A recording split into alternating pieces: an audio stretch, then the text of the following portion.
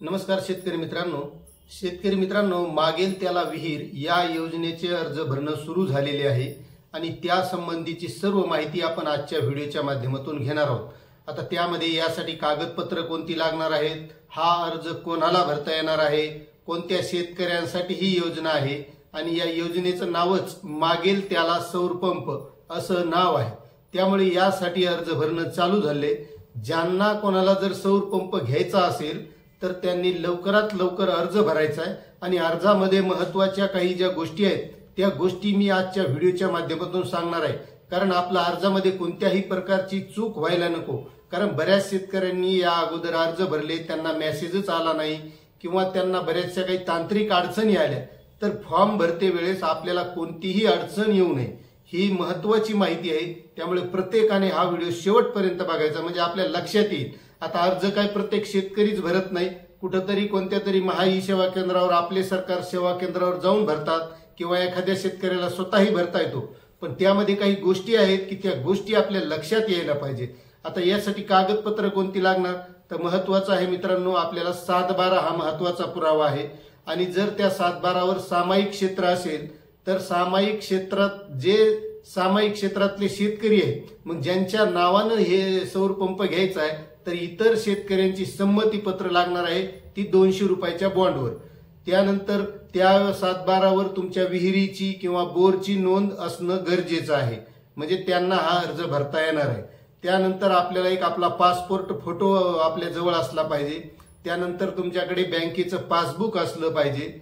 हे महत्त्वाचे कागदपत्र यासाठी लागणार आहेत। जर जे कॅटेगरीमध्ये येतात त्यांच्यासाठी जात प्रमाणपत्र सुद्धा यासाठी लागणार आहे। तर चला मित्रांनो, आपण सविस्तर फॉर्म कसा भरायचा ती सविस्तर माहिती बघूया।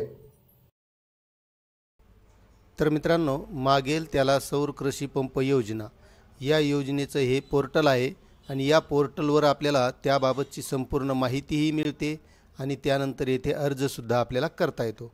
आता यामध्ये जर आपल्याला मराठीमध्ये माहिती वाचायची तर मराठीमध्ये सुद्धा माहिती मिळते आणि यामध्ये सर्व योजनेची ठळक वैशिष्ट्ये, लाभार्थी निवडीचे निकष ही सर्व माहिती यामध्ये आहे आणि त्यासंबंधीचा व्हिडिओ आपण या अगोदरच केलेला आहे। तर मित्रांनो, यामध्ये परिपत्रके आहेत, शासन निर्णय आहे, लाभार्थींच्या सुविधा आहेत आणि वारंवार विचारलेले प्रश्न म्हणजे आपल्याला काही अडचणी असतात तर त्यासुद्धा आपण येथे बघू शकतो। मग आपल्याला आता अर्ज करायचा आहे तर येथे अर्ज करता येतो, अर्जाची सध्या स्थिती बघता येते आणि देयकाची रक्कम भरणा म्हणजे आपल्याला याचा जर भरणा येईल त्यावेळेस आपल्याला इथे क्लिक करून तो भरणासुद्धा भरता येतो। तर मग आता आपल्याला अर्ज करायचा आहे तर अर्ज करा यावर क्लिक करायचे आणि त्यानंतर आपल्याला सविस्तर माहिती बघायची आहे। महत्त्वाचा व्हिडिओ आहे, प्रत्येक शेतकऱ्यानं बघितला पाहिजे। आणि यामध्ये बघा, पारेषण विरहित सौर कृषी पंप ऑनलाईन अर्ज नमुना A1 फॉर्म, हा A1 फॉर्म आपल्याला भरणं गरजेचं आहे।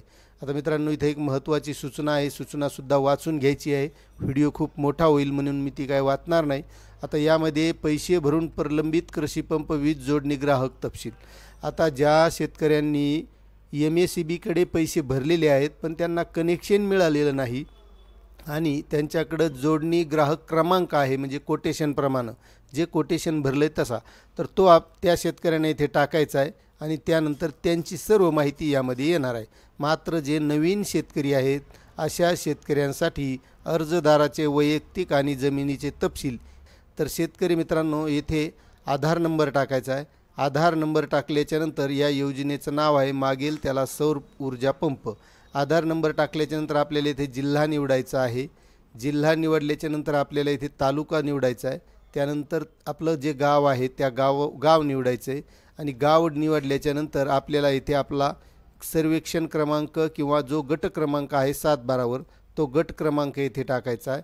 त्यानंतर येथे आपल्याला तो गट क्रमांक निवडता येणार आहे आणि त्यानंतर शेतीचा प्रकार आहे, तर यामध्ये शेती आपली आहे, स्वतःची आहे का आपण दुसऱ्याची करतोय ते सुद्धा इथे निवडायचं आहे। मग इथं आपोआप जमीन मालकाचं नाव येतं। आता यामध्ये जर ज्या त्या शेतकऱ्याच्या 7/12वर जी नावं असतील तेवढी नावं इथं दिसतात आणि त्यामधून जे आपलं नाव आहे ते आपल्याला निवडायचं आहे। त्यानंतर इथं आपलं जमिनीचं जे क्षेत्र आहे ते आपोआप येथे येणार आहे, ते आपल्याला काही टाकण्याची आवश्यकता नाही। त्यानंतर येथे अर्जदाराचे नाव टाकायचं आहे, जसं आधारवर नाव आहे तसं नाव टाकायचं, वडिलांचे नाव आणि आडनाव असं टाकल्याच्यानंतर लिंग निवडायचं इथं लिंग निवडल्याच्यानंतर जातीचा प्रवर्ग निवडायचा आहे, SC ST OBC जनरल जो असेल तो निवडल्याच्यानंतर आपल्याला इथे मोबाईल नंबर टाकायचा आहे. त्यानंतर ईमेल ID आहे असेल तर टाका, नसेल तर नाही टाकला तरी चालतो. आणि त्यानंतर इथे अर्जदाराचा रहिवासी पत्ता व ठिकाण म्हणजे अर्जदाराचा जो काही पत्ता आहे तो पत्ता इथं पूर्ण भरून घ्यायचा आहे. म्हणजे तिथे जिल्हा आहे, तालुका आहे, गावाचे नाव, पिनकोड ही सर्व माहिती भरून मोबाईल नंबर टाकून पॅन क्रमांक असेल तर टाकायचा, नाही टाकला तरी चालतो. त्यानंतर आपला जलस्रोत आणि सिंचन माहिती. तर यामध्ये जलस्रोत प्रकार कोणता आहे, आपला नेमकं विहीर आहे काय आहे, ही सर्व माहिती यामध्ये ही भरून घ्यायची. त्यामध्ये पाण्याची गुणवत्ता कशी आहे, हार्ड आहे सॉफ्ट आहे, आणि आपल्या विहिरीची खोली किती आहे, बोरची खोली किती आहे ती पण इथे भरायची. त्यानंतर इथे उन्हाळी हंगामातील जलस्रोत खोल म्हणजे पाणी किती खोल जातं ही सर्व माहिती एक अंदाजे भरून घ्यायची आणि नाही भरली तरी चालते. त्यानंतर आहे कृषी तपशील म्हणजे मागील पिकांचं जे काही वर्ष होतं त्यावेळेस आपल्याकडं खरीप रब्बी याप्रमाणे आपल्याकडं कोणती पिकं होती ती इथे भरून घ्यायची. आणि शेवटचं जे वर्ष आहे म्हणजे मागचं तर त्याप्रमाणे इथं कोणती पिकं होते, पिकांची संख्या किती होती तीसुद्धा इथं द्यायची. आणि आपल्याकडे जर विद्यमान पंप असेल तर ती माहिती इथं द्यायची, आणि जरी नसेल तर इथं काही नाही भरलं तरी चालतं आहे. त्यानंतर आवश्यक पंप तपशील म्हणजे आपल्याला कोणता पंप घ्यायचा आहे त्याप्रमाणे इथे माहिती. तर यामध्ये आपण जशी जमिनीची 7/12ची माहिती टाकली त्याप्रमाणे आपली जी जमीन आहे त्याप्रमाणे आपल्याला इथं आवश्यक पंप उपप्रकार हे आपोआप इथे येणार आहे. 3 HP असेल, 5 HP असेल किंवा 7.5 HP ते त्या प्रमाणात इथे आपोआपच येणार आहे. आता यामध्ये इथं महत्त्वाचा मुद्दा आहे की आपल्याला उपसा म्हणजे पाणी आपल्याला किती लिटर लागतं आहे किंवा किती मिनिट मोटर चालवावं लागते त्याप्रमाणे इथं मिनिट इथे भरायचे. आणि त्यानंतर आहे बँक तपशील. तर यामध्ये आपल्याला बँकेचा खाते नंबर येथे टाकायचा आहे, धारकाचं इथं नाव टाकायचं आहे, IFSC कोड टाकून येथे बँक तपशील शोधा यावर क्लिक केल्याच्यानंतर आपोआप बँकेचे नाव येणार आणि MICR कोड, शाखेचं नाव येणार. फक्त इथं आपल्याला कुठली शाखा आहे ते शाखेचं गाव इथं लिहायचं आहे. आणि त्यामध्ये महत्त्वाचं या काही ज्या घोषणापत्रात सूचना आहेत या आपल्याला वाचून घ्यायच्यात पूर्ण. आता मी काही पूर्ण वाचणार नाही कारण जर सूचना वाचत बसलो तर व्हिडिओ खूप मोठा होईल, म्हणून महत्त्वाचे आपण मुद्दे यामध्ये घेतलेत. आणि त्यानंतर इथे आपल्याला 3 जागेवर क्लिक करायचे म्हणजे हे मला मान्य आहे. तर इथे काय आहे, वरील माहिती मला समजली असून मला समजावून देण्यात आली असून मी कोणत्याही दडपणाशिवाय ते मान्य करीत आहे. त्यानंतर मी भरलेला फॉर्म तपासला आहे, सबमिट केलेली सर्व माहिती बरोबर आहे. मी सहमत आहे की एकदा अर्ज सबमिट केल्यानंतर बदलांना परवानगी दिली जाणार नाही. म्हणजे महत्त्वाचं एक आहे की आपण अर्ज भरताना कोणत्याही प्रकारची चूक होऊ द्यायची नाही. जर अर्ज चुकला तर आपल्याला माहितीमध्ये बदल करता येणार नाही, हे महत्त्वाचं. आणि त्यानंतर हे क्लिक केल्यावर आपल्याला इथे हे डॉक्युमेंट म्हणजे कागदपत्र अपलोड करायचे. आता त्यामध्ये 7/12 उतारा, विहिरीची नोंद असलेला हा एक आहे. त्यानंतर जर त्या सामायिक क्षेत्राची 7/12 असेल तर त्यांना एकापेक्षा जास्त नावं असल्यास इतर भोगवटादाराचे नाहरकत प्रमाणपत्र 200 रुपयाच्या मुद्रांक कागदपत्रावर सादर करावे म्हणजे ते सुद्धा लागणार आहे. आणि ते आपल्याला इथं अपलोड करायचं आहे. खालच्या इतर कागदपत्रेमध्ये 2 नंबरचा कॉलम आहे त्यामध्ये. त्यानंतर आपलं आधार कार्ड अपलोड करायचं आहे.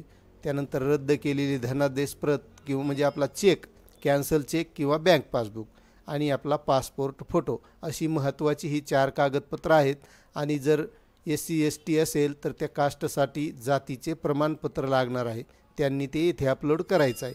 ही सर्व कागदपत्रं आपल्याला PDF अपलोड करायची आहेत, त्यामुळे ती अगोदरच PDF करून ठेवायची. आणि ही कागदपत्रं अपलोड केल्याच्यानंतर इथे अर्ज सादर करा यावर क्लिक करायचं आहे. आणि आपला अर्ज सादर झाल्याच्यानंतर एक आपल्याला प्रिंट आऊट येणार आहे. ती प्रिंट आऊट आपल्याला डाउनलोड करून प्रिंट करून आपल्याजवळ ठेवायची आहे. म्हणजे आपण अर्ज भरला आहे, आपला त्यावर अर्ज क्रमांक येणार आहे. मग त्यानंतर आपल्याला अर्जाची स्थितीसुद्धा यामध्ये बघता येणार आहे. म्हणजे आपल्या अर्जाचा लाभार्थी क्रमांक शोधा इथे टाकून आपल्याला ही माहिती शोधता येणार आहे. पेमेंट करते वेळेससुद्धा ती लागणार आहे. असा हा अर्ज भरायचा आहे. ज्या शेतकऱ्यांना या योजनेचा लाभ घ्यायचा आहे त्या सर्वांनी अर्ज भरावा. आणि आपल्याला आणखी जर काही अडचणी येत असतील किंवा आल्या असतील तर आपण नक्कीच कमेंट करून विचारू शकता. आपण नक्कीच माहिती देण्याचा त्याबद्दलचा आपला प्रयत्न राहील. असा हा अर्ज भरण्याचा माहिती होती. मित्रांनो, आपल्याला माहिती कशी वाटली नक्कीच कमेंट करून कळवा. चॅनलवर नवीन असाल तर सबस्क्राईब करा, लाईक करा आणि इतरही शेतकऱ्यांना शेअर करा. भेटूया अशात नवीन माहितीसह नवीन व्हिडिओमध्ये. तोपर्यंत जय हिंद, जय महाराष्ट्र, जय किसान.